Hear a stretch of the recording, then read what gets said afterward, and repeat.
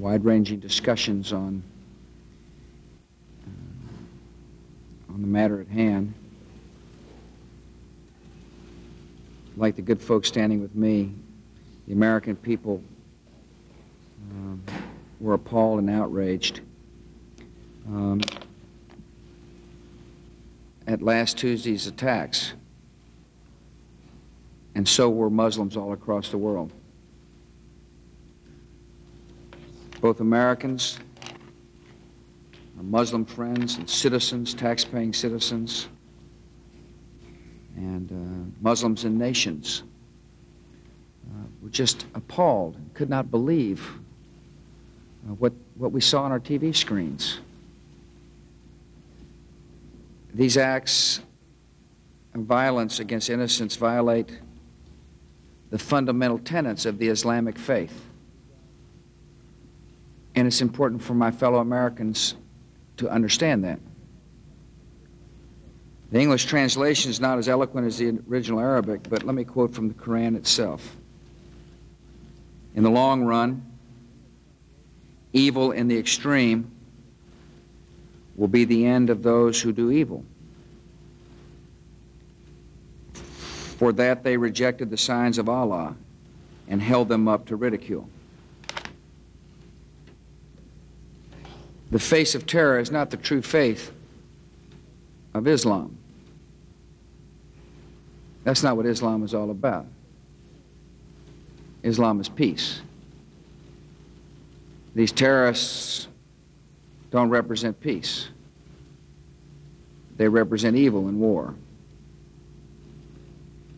When we think of Islam, we think of a faith that brings comfort to 1 billion people around the world. Billions of people find comfort and solace and peace.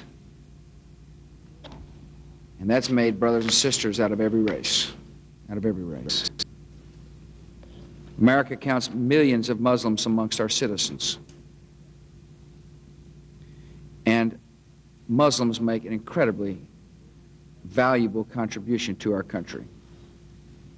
Muslims are doctors, lawyers, law professors, members of the military, entrepreneurs, shopkeepers, moms and dads, and they need to be treated with respect. In our anger and emotion, our fellow Americans must treat each other with respect. Women who cover their heads in this country must feel comfortable going outside their homes. Moms who wear cover must not be intimidated in America. That's not the America I know. That's not the America I value. I've been told that some fear to leave.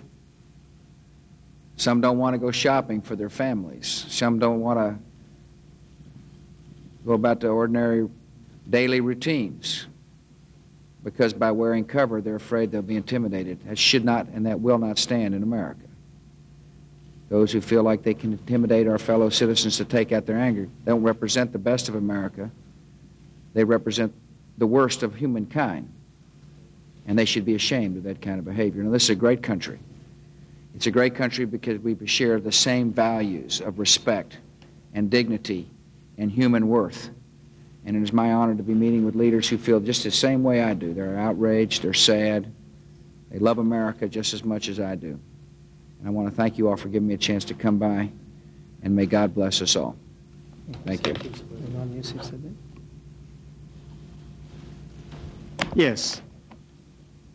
Bismillah ar-Rahman ar-Rahim, with Allah's name, the merciful benefactor, the merciful redeemer. Assalamu alaikum. And that greeting means peace be unto you. We are Muslims. The root word is peace. We say to each other, Assalamu alaikum. The root is peace. And we practice the religion, Al-Islam is peace.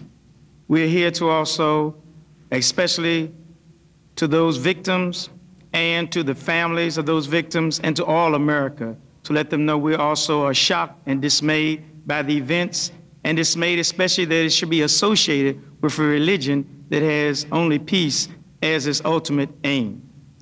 I am here with other representative members of the Muslim American community, and we are part of the fabric of America, and we have contributed, as our president has said, in so many ways.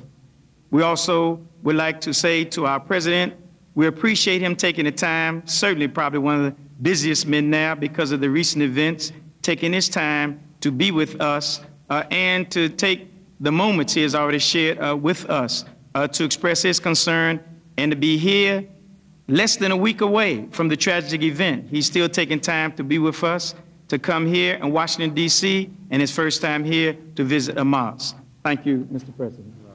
Thank you, sir. Thank you all very much. About the building that was established in 1947 and they finished it in 1957. The chandelier is donated by